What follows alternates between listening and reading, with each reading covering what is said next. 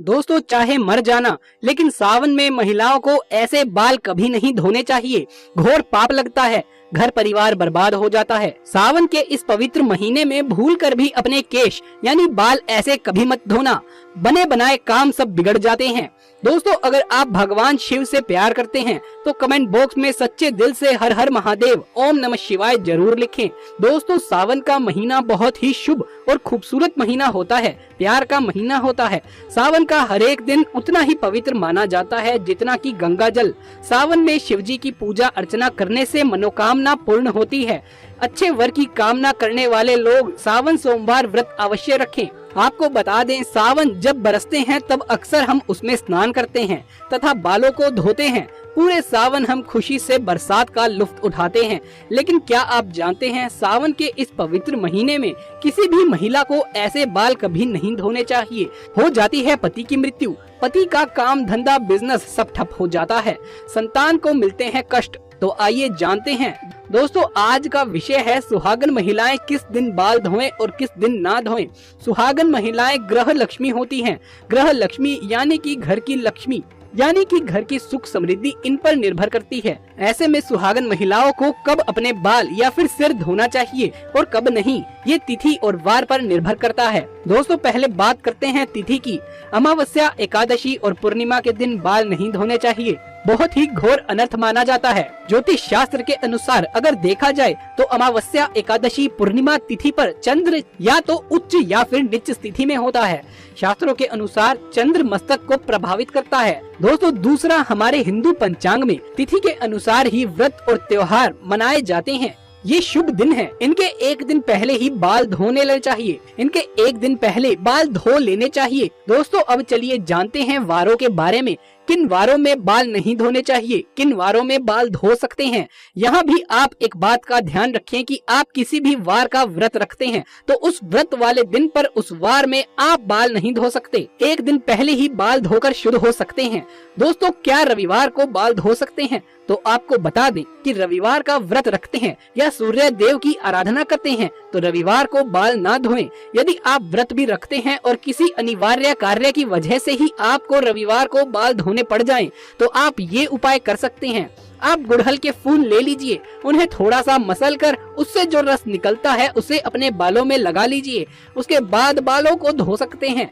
दोस्तों बात करें सोमवार की, तो क्या सोमवार के दिन बाल धो सकते हैं? आइए जानते हैं। सोमवार को बाल धो सकते हैं, लेकिन जो महिलाएं सोमवार का व्रत रखती हैं वो सोमवार को बाल भूलकर भी ना धोएं। लेकिन किसी अनिवार्य कारणों से सोमवार को यदि बाल आपको धोने पड़ जाएं और आपने व्रत भी रखा है तो ये उपाय आप कर सकते हैं। दोस्तों पलाश के फूलों को अपने हाथों से मसलकर फिर उसे अपने बालों में लगाकर बालों को धो लीजिए। इससे आपके ऊपर बनने वाली अशुभता शुभता में बदल जाएगी और आप बाल धो सकते हैं। इससे आपको शिव के क्रोध का सामना नहीं करना पड़ेगा। दोस्तों मंगलवार की बात करें तो मंगलवार को बाल नहीं धोने चाहिए। माना जाता है कि इस दिन बाल धोने से आर्थिक परेशानियों का सामना करना पड़ सकता है। साथ ही साथ वैवाहिक जीवन में भी बाधाएं आने लगती हैं। यदि किसी कारणवश मंगलवार को ही आपको बालों को धोना पड़ जाए तो ऐसे में इससे लगने वाले दोषों से बचने के लिए ये उपाय करें। आंवले का रस या फिर आंवले के चूर्ण का पेस्ट बनाकर आप उसे अपने बालों में लगा लें और फिर अपने बालों को धो लीजिए। दोस्तों अगला वार है बुधवार। बुधवार को महिलाएं बाल धो सकती हैं, लेकिन मान्यता है कि यदि किसी महिला के छोटे भाई हो तब ऐसे में वो बाल ना धोएं, क्योंकि बुधवार का अधिपति बुध ग्रह हमारे छोटे भाई बहनों का कारक है। इस दिन बाल धोने का दोष हमारे छोटे भाई को लगता है।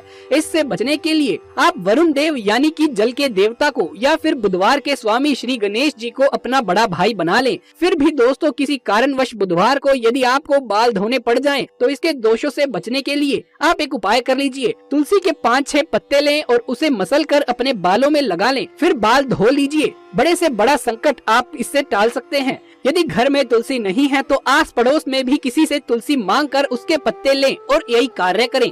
दोस्तों गुरुवार को सुहागन महिलाएं ही नहीं, किसी भी स्त्री पुरुष को अपने बाल नहीं धोने चाहिए, नहीं तो आपको अगले जन्म तक इसका पाप लगेगा, क्योंकि गुरु ग्रह सबका गुरु है और आपको पता ही होगा कि गुरुवार को पोछा भी नहीं लगाया जाता।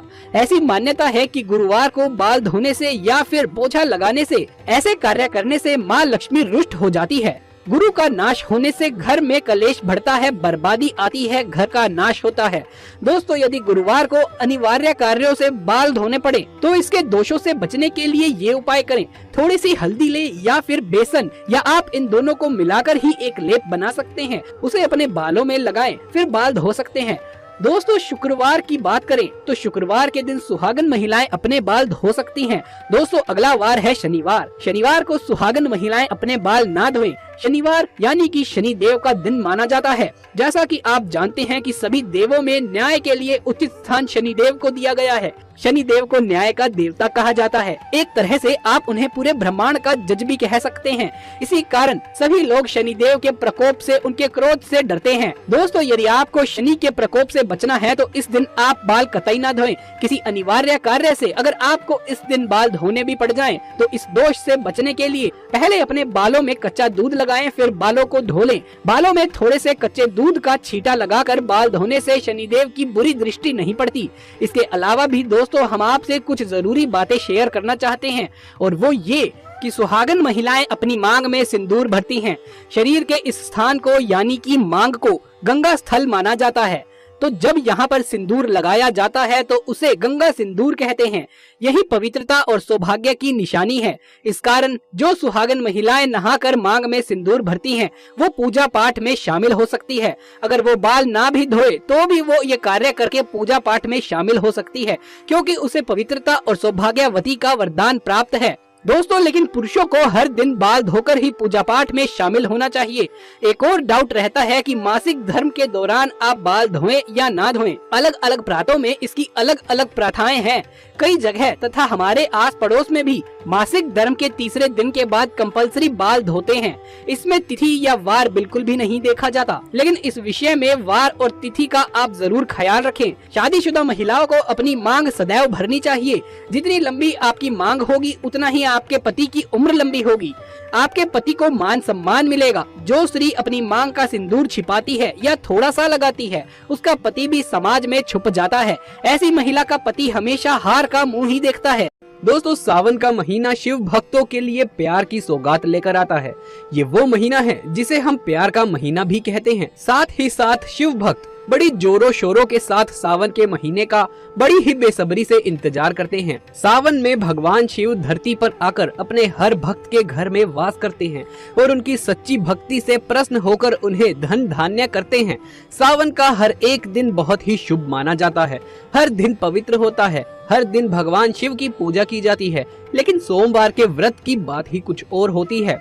दोस्तों, ऐसे में हम जानते हैं सावन के इस पवित्र महीने में कौन सी गलती हमें नहीं करनी चाहिए जिससे कि शिव नाराज ना हो। दोस्तों, सावन व्रत में ये फल कभी मत खाना, नहीं तो भगवान भोले बाबा आपसे क्रोधित हो सकते हैं।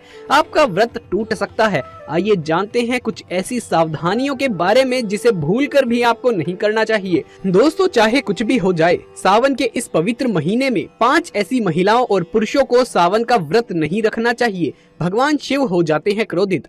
शिव जी ऐसे व्यक्तियों की पूजा कभी स्वीकार नहीं करते। तो चलिए जानते हैं। दोस्तों, नंबर 1, खास तौर से पति पत्नी के लिए सावन का व्रत रखना बहुत ही महत्वपूर्ण माना जाता है।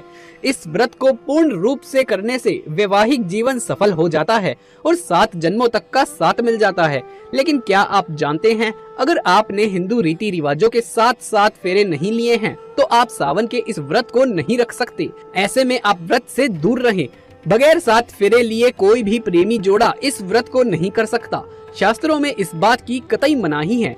अगर आपने कोर्ट मैरिज की है तो फिर भी आप इस व्रत को रखने में सक्षम नहीं हैं। पहले आप 7 फेरे ले, तभी इस व्रत को भली भांति किया जा सकता है।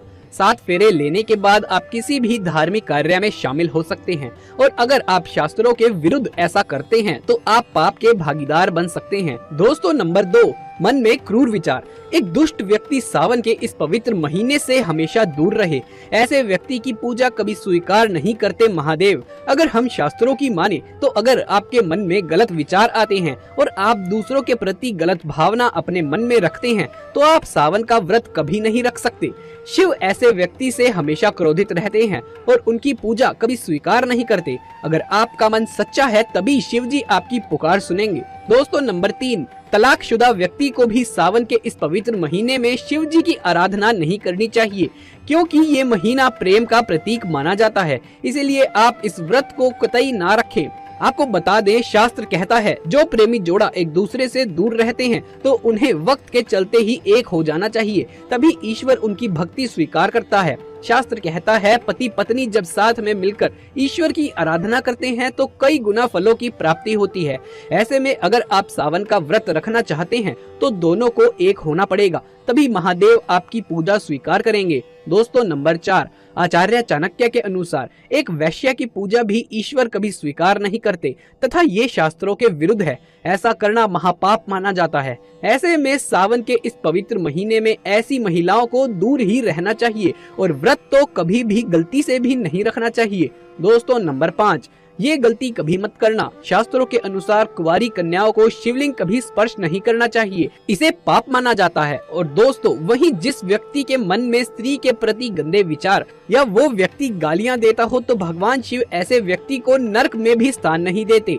ऐसे व्यक्ति की पूजा कभी स्वीकार नहीं करते। दोस्तों, नंबर 6, कुंवारी लड़कियां इस व्रत को जरूर रखें। अगर पाना है महादेव जैसा पति तो इस व्रत को कुंवारी कन्याएं जरूर रखें। खास तौर से सावन में जब कोई कुंवारी लड़कियां इस व्रत को भली भांति पूरा कर लेती हैं तो यकीनन उन्हें महादेव जैसे पति की प्राप्ति अवश्य होती है। दोस्तों, चाहे कुछ भी हो जाए, भगवान शिव के पास ये 5 चीजें गलती से भी मत रखना, नहीं तो आपका व्रत टूट जाएगा। तो चलिए जान लेते हैं। दोस्तों, नंबर 1, जहाँ रखा हो शिवलिंग या महादेव की कोई भी प्रतिमा हो तो वहाँ पर भूलकर भी जूते चप्पल लेकर नहीं जाना चाहिए। जरा सोचिए, जब आपके कमरे में कोई चप्पल लेकर प्रवेश करता है तो आपको कितना क्रोध आता है। इसी कारण महादेव भी आपसे नाराज हो जाते हैं और आपको मिलने वाला फल नष्ट हो जाता है। ऐसे में मंदिर में नंगे पांव ही प्रवेश करना चाहिए। दोस्तों, नंबर 2, अक्सर महिलाओं को मासिक धर्म आ जाता है और वो बिना किसी को बताए पूजा पाठ कर लेती हैं, जो कि शास्त्रों में वर्जित माना गया है। इस समय महिलाओं को जानकर भी अनजाना नहीं बनना चाहिए। अगर आपको मासिक पीड़ा है तो घर के बने मंदिर में या बाहर बने मंदिर में कभी प्रवेश नहीं करना चाहिए। इससे देव शक्तियाँ नाराज हो जाती हैं और आपसे क्रोधित हो सकती हैं।